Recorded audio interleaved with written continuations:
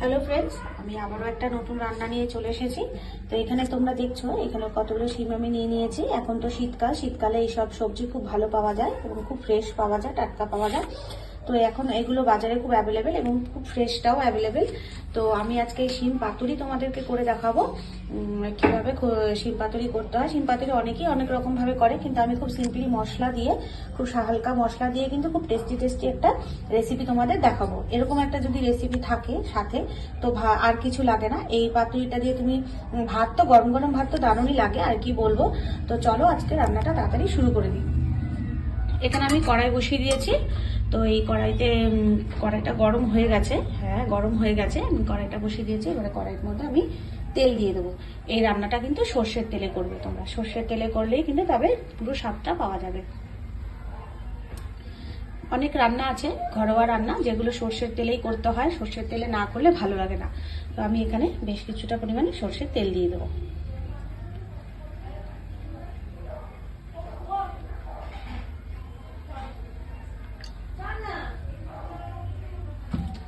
এখানে আমি সর্ষের তেল দিয়ে দিলাম। সর্ষের তেলটা এবার গরম হয়ে আসবে।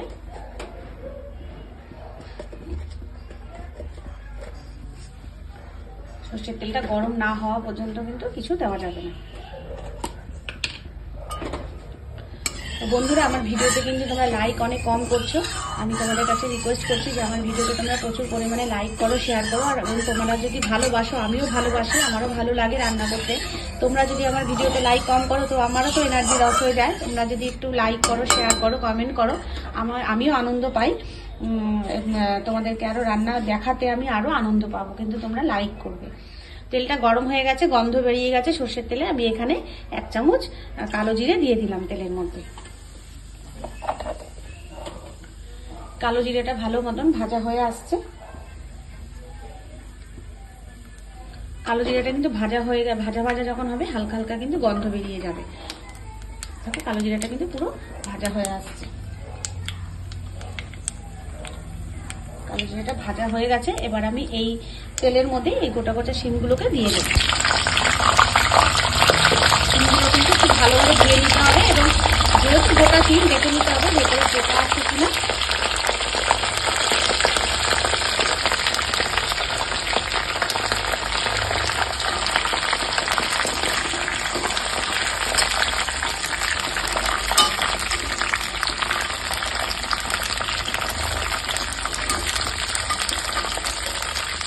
এগুলো তেলের মধ্যে দিয়ে দিয়েছি।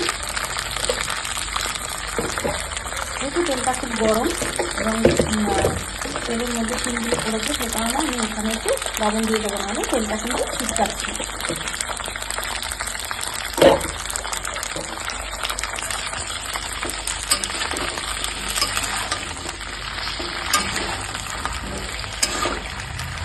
শিমটা আমি এবার ছেড়ে দেবো আস্তে আস্তে ভাজা হওয়ার জন্য।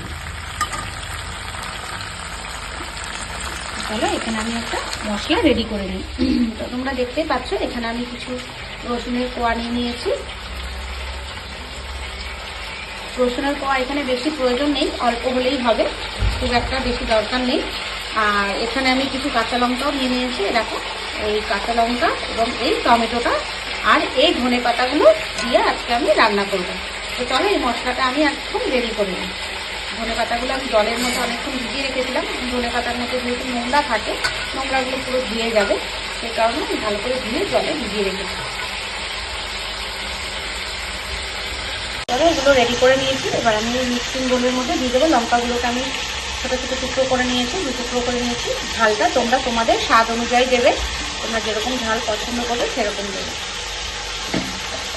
এই টমেটোটাও এর মধ্যে দিয়ে দেবো। সমস্ত কিছু দিয়ে দিয়েছি। এবার আমি ধনে পাতাগুলো ছিটে ছিটে তুলে নেব।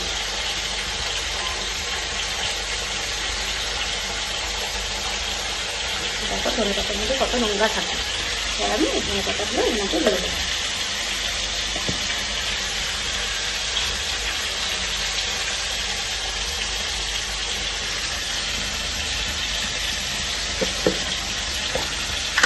আর আমি দিয়ে দেবো সামান্য একটু কালো জিরে, কারণ আমি শিমগুলো ভাজার মধ্যে কিন্তু একটু কালো জিরে দিয়েছি, সেই কারণে আমি এর মধ্যে খুব অল্প পরিমাণে কালো জিরে দিয়ে দিলাম। এবার আমি এটা মিক্সিং বলতে সব মিক্সি করে নিয়ে আসবো। এখানে নিই, সিমটা ভাজা হয়ে গেছে।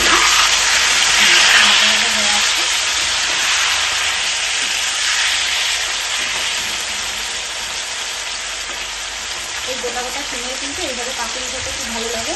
এটা কোনো সেরকম কোনো বেশি ভারী কিছু মশলা নয়, অনেকে সর্ষে বাটা দিয়েও খায়, সেটাও খেতে ভালো লাগে। কিন্তু সর্ষে বাটা তো সবাই খেতে পারে না, সবার পক্ষে পেটে প্রবলেম করতে পারে, সেই কারণে এইভাবে হালকা করে রান্না করে দিলে সবাই খেতে পারে। এটাও কিন্তু খুব ভালো লাগছে। এবার আমি এর মধ্যে হলুদ দিয়ে দেবো।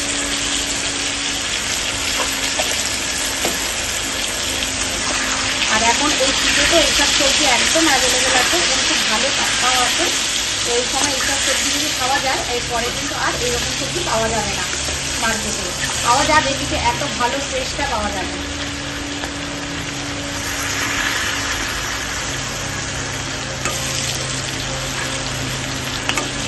এবারে হলুদ দিয়ে দিয়েছি, হলুদ দিয়ে আরেকটু ভেজে নেবো, হলুদের গন্ধটাকে চলে যায়।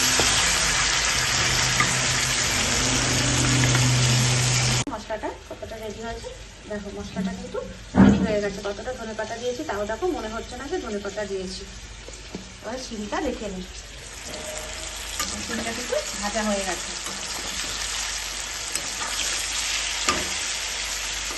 এবার আমি গ্যাসটা একটু কমিয়ে দেবো। এবার আমি এই ধনেপাতাগুলো এর মধ্যে দিয়ে দেবো।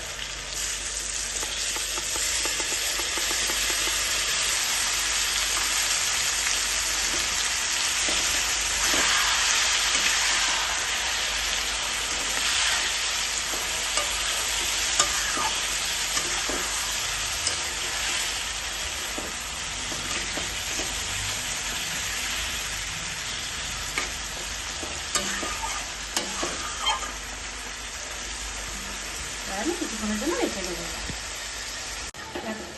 দেখো বন্ধুরা, চিনটা কিন্তু অনেকটা শুকিয়ে এসেছে। এবার কিন্তু লবণ দিয়ে দেবো। তখন আমি সামান্য লবণ, দেখো ধনেপাতার মধ্যে কত নোংরা থাকে। এবার আমি এই ধনেপাতাগুলো এর মধ্যে দিয়ে দেবো।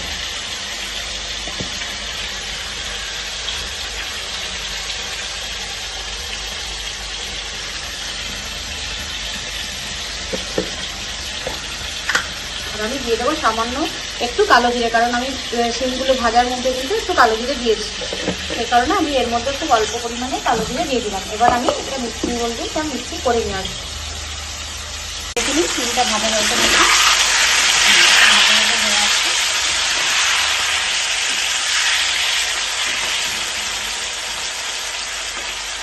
এই গোটা গোটা সিমে কিন্তু এইভাবে পাতুরি খেতে খুব ভালো লাগে। এটা কোনো সেরকম কোনো বেশি ভারী কিছু মশলা নয়, অনেকে সর্ষে বাটা দিয়েও খায়, সেটাও খেতে ভালো লাগে। কিন্তু সর্ষে বাটা তো সবাই খেতে পারে না, সবার পক্ষে পেটে প্রবলেম করতে পারে, সেই কারণে এইভাবে হালকা করে রান্না করে দিলে সবাই খেতে পারে। এটাও কিন্তু খুব ভালো লাগছে।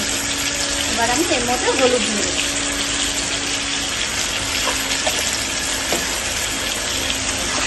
আর এখন এই শীতে তো এইসব সবজি একদম অ্যাভেলেবেল আছে এবং খুব ভালো টাকাও আছে।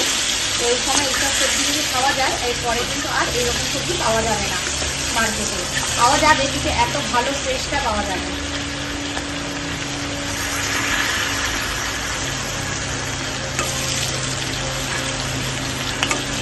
এবারে হলুদ দিয়ে দিয়েছি, হলুদ দিয়ে আরেকটু ভেজে নেবো, হলুদের গন্ধটাকে চলে যায়। মশলাটা কতটা রেডি হয়েছে দেখো, মশলাটা কিন্তু রেডি হয়ে গেছে। কতটা ধনেপাতা দিয়েছি তাও দেখো, মনে হচ্ছে না যে ধনেপাতা দিয়েছি। এবার সিমটা দেখে নিই, সিমটা কিন্তু ভাজা হয়ে গেছে।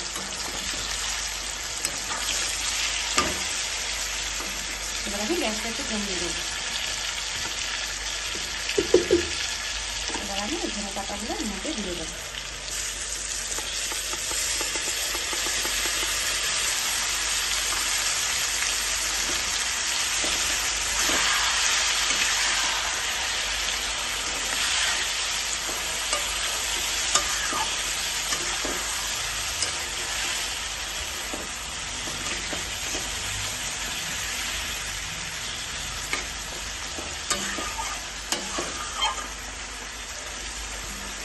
আমি কিছুক্ষণের জন্য রেখে দেবো। দেখো বন্ধুরা, চিনটা কিন্তু অনেকটা শুকিয়ে এসেছে। এবার কিন্তু লবণ দিয়ে দেবো। তখন আমি সামান্য লবণ দিয়েছিলাম। ঝাল আর লবণটা তোমরা তোমাদের স্বাদ অনুযায়ী দেবে। আমি এখানে আর 1 চামচ মতো লবণ দিয়ে দেবো। এইভাবে ভালোভাবে কষিয়ে নিতে হবে ধনে পাতা বাটা, রসুন আর টমেটো বাটা দিয়ে।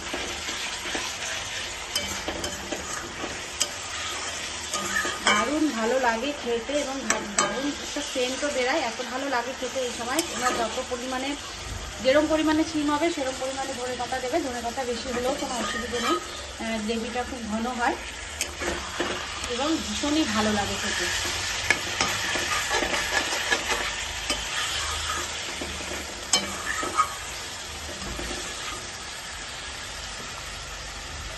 তারপর সাইড থেকে কিন্তু আস্তে আস্তে করে তেল ছাড়ছে।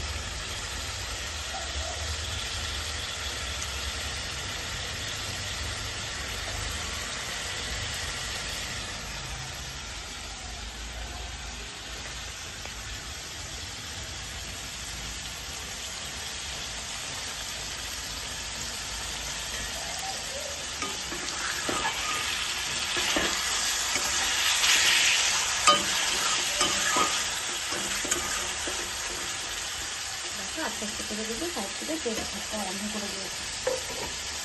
কোনো গরম মশলা না, কোনো কিচ্ছু না, শুধু ধনেপাতা বাটা, টমেটো বাটা আর রসুন দিয়ে, কয়েক কোয়া রসুন দিয়ে যে এত সুন্দর একটা রেসিপি হয় এবং খেতে এত ভালো লাগে, তোমরা না করে খেলে কিন্তু বুঝবে না। এই খাবারটা কিন্তু হেভি দারুণ হয়, টেস্টিও হয়, খুব সুন্দর লাগে খেতে।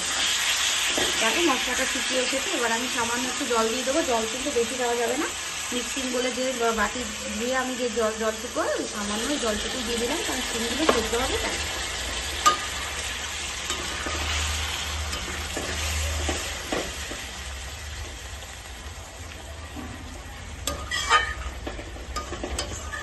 এই জলের মধ্যেই এই সিমগুলো সিদ্ধ হয়ে যাবে। গ্রেভিটা দেখেছো কত ঘন হয়েছে।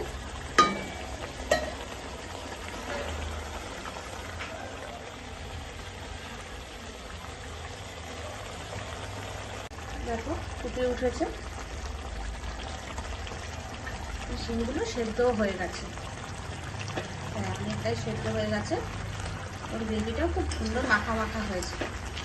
এরকম মাখা মাখা গ্রেভি দিয়ে রুটি খেতে ভালো লাগে, ভাত খেতে ভালো লাগে, যে কোনো কিছুর সাথে তুমি এরকম ঘন ঘন গ্রেভি দিয়ে এবং খুব তাড়াতাড়ি। সব থেকে বড় কথা হচ্ছে এই রান্নাটা এত তাড়াতাড়ি হয়ে যায়, যারা আমাদের মতন গৃহবধূ যারা থেকেও যারা চাকরি বাকরি করছেন তাদের পক্ষে তো খুবই সুবিধা, এত তাড়াতাড়ি রান্নাটা হয়ে যায় কোনো ঝামেলা ছাড়াই।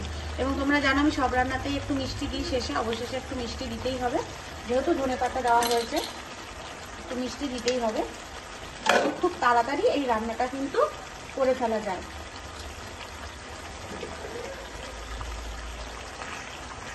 খুব অল্প সময়ের মধ্যেই এই এত সুন্দর একটা রেসিপি হয়ে যায় এবং এত ভালো।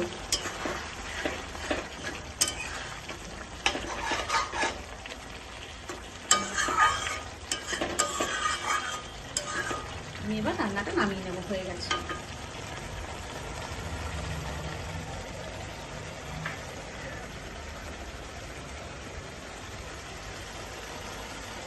দেখো আমি কিন্তু শিলপাত্রে নামিয়ে নিয়েছি এবং দেখো কত সুন্দর হয়েছে দেখতে, গ্রেভিটা কি দারুণ হয়েছে। সাইড থেকে কিন্তু একটু তেল তেলও হচ্ছে, বেশ বেরিয়েছে, ভালো লাগে দেখতে। একটু তেল বেশি লাগে, তেল না হলে তো এইসব খাবার ভালো লাগে না, তেলেই একটু নরম করতে হয়। তো দেখো আমি কত সুন্দরভাবে এটা গ্রেভিটা করে নিয়েছি। তো বন্ধুরা আমার এই ভিডিওটা যদি তোমাদের ভালো লাগে এবং তাহলে তোমরা অবশ্যই লাইক কমেন্ট শেয়ার করো এবং বেশি করে একটু কমেন্ট করো, তাহলে আমি বুঝবো যে আমার ভিডিওটা তোমরা দেখছো, আমারও ভালো লাগবে। আর তোমরা বাড়িতে অতি অবশ্যই কিন্তু এরকমভাবে রান্না করে খাবে। এখন শীতকাল, এই সমস্ত কিছু এই সময় ভালো ফ্রেশ পাওয়া যায় সব সবজি। তো আমি অবশ্যই তোমাদেরকে বলবো যে তোমরা বাড়িতে এইভাবে অবশ্যই একবার রান্না করে ট্রাই করে দেখবে। তো সবাই আমার ভিডিওটা এখানেই শেষ হচ্ছে, সবাই ভালো থাকবে, সুস্থ থাকবে।